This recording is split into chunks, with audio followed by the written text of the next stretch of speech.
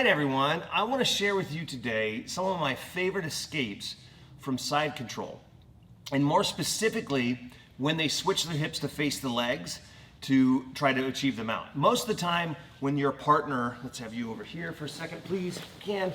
So most of the time when your partner on top they switch their hips, okay? They switch their hips to face the legs. Typically, this means that they're going to try to achieve the mount position. And if you could hop up for just a second, okay? The behavior here for me on the bottom is I want to be like this. I want to have this leg up, framed here, okay, to make it difficult for them to push the leg down. I want my elbows here, elbows inside, hands inside, elbow and leg together. If I create this connection, it kind of shuts down one of the most common escapes, which is the knee slide, where they just slide the knee across. So when they switch their hips, typically that's an indicator, especially if my arms are inside, that they're going to go to the mount. And if we time this right, we can make the escape very, very easy. So the first one we're gonna do is very simple. It's just a timing thing. Maybe my favorite and maybe the easiest, it's just a simple elbow escape. Let's turn this way just a little bit. So when she switches her hips like this, and I see that foot go back, I can time this because I can see her foot. And she's kind of pushing my leg down as well. So when she goes to a high step, I'm just gonna move my hips. And I sneak this leg out on this side. So the weight, her weight travels from one side to the other.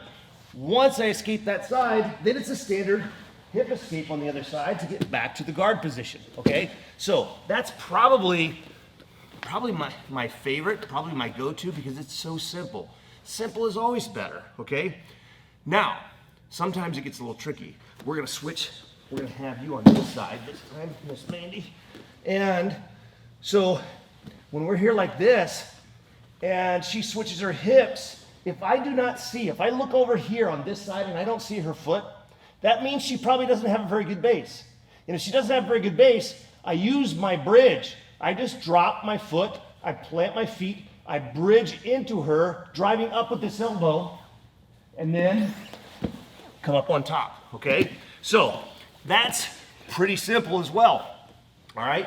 Now, they may catch their base by stepping that foot back, and you have to time that and make sure that you're paying attention to what's going on. But if she switches her hips, and I do see her foot, I know she has a good base. So right now is not the time to bridge.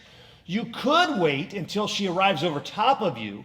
You could wait for them to step the leg over top, and then as they go, then I can bridge. If I time it correctly, I can knock her over. But more fun way of catching it is this.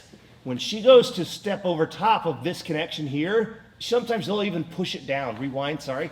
When she goes to push it down, I can see the foot. I know when she's going, and I'm gonna catch it here. Okay, so go ahead and swing back again. So when she goes to push that leg down, she wants to clear the whole set. And when we do this here, I connect my elbow and my knee, I'm protecting her from dropping that foot. Again, once again, when she steps over top, what she's looking for is to clear my legs and arrive her foot over here. Just do it once, please. Boom, just like that. Now, if she feels like this is all she has to bypass, okay, that's great because I can time it. I can see her foot. And when she goes, I switch quickly. I have to be sticky with this hook, and I'm gonna lift. This hand comes out, and I tap her knee, and I lift, and I switch, and I come up on top. Now, if they step out of the position, okay, let's spin this way a little bit.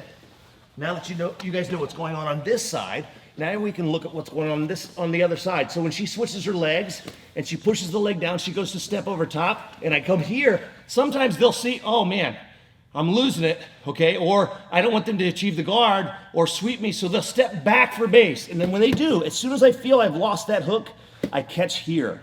I pull this in, drive off my bottom foot, and come up on top, okay? So, in side control, especially against a bigger opponent, can be very difficult to escape when they're really pinning you well. And sometimes, if your defense is really good, the next progression most people feel they want to do is go to the mount, okay? Especially for, even for competition. That's the objective, right? They want to improve their position. If they can't finish you there, they want to improve the position and make things even more difficult. So in the moment when they go to attack the position, that's when they're most vulnerable. So give those escapes a try. Let us know what you think. Like, subscribe, all that good stuff, and we will see you soon.